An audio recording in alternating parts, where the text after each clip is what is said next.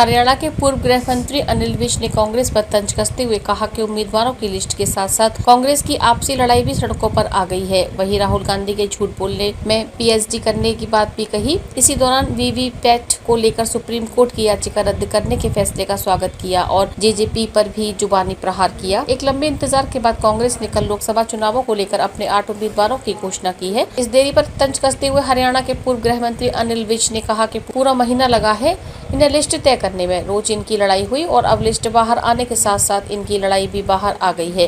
जो लड़ाई अंदर बैठकर होती थी वो सड़कों पर आ गई है।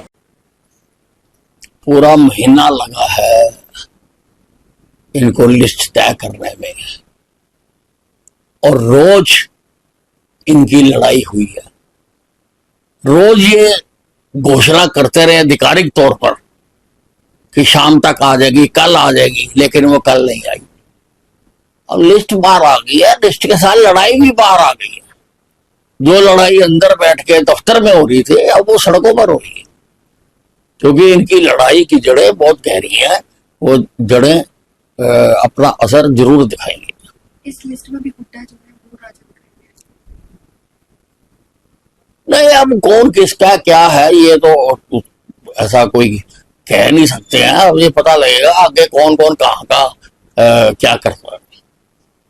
सुप्रीम कोर्ट ने वीवीपैट और इलेक्ट्रॉनिक मशीनों को लेकर सभी याचिकाओं को खारिज कर दिया गया है, जिससे लेकर विज ने कहा कि उच्च न्यायालय का यह बहुत स्वागत योग्य कदम है। कुछ लोग इसे रोने का इशू बना लेते हैं क्योंकि उन्हें हार सामने दिख रही है। अब वे कोई और इशू ढूंढ लेंगे। ये बहुत स्वागत योग्य कदम है ये माननीय उच्चतम न्यायालय का, कि नॉन इशू को इशू बना रहे थे और वो तो रोने का इशू बना रहे थे क्योंकि उनको हार लिखी सामने नजर आ रही है।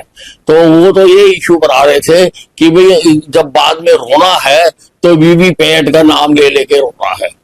अब किसी और चीज का ढूंढ लेंगे, किसी और चीज का करेंगे, चुनाव आयोग का कर देंगे, कहीं पर किसी और का कर देंगे।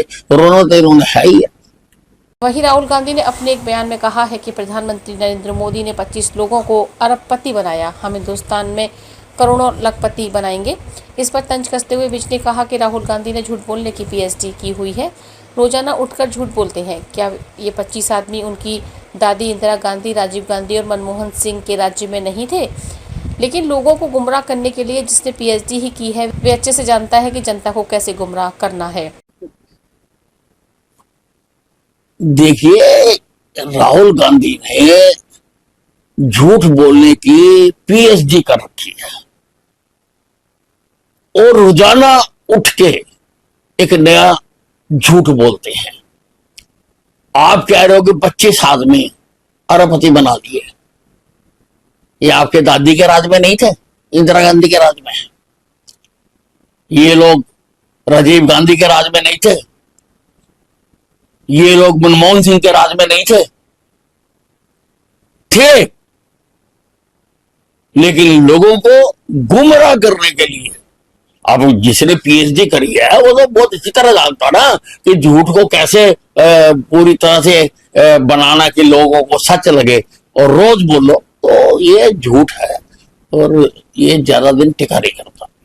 जेजेपी को ब्रिज के रूप में एक नया प्रदेशाध्यक्ष मिल गया है, जिसे लेकर विज ने कहा कि ये उनका अधूरी मामला है।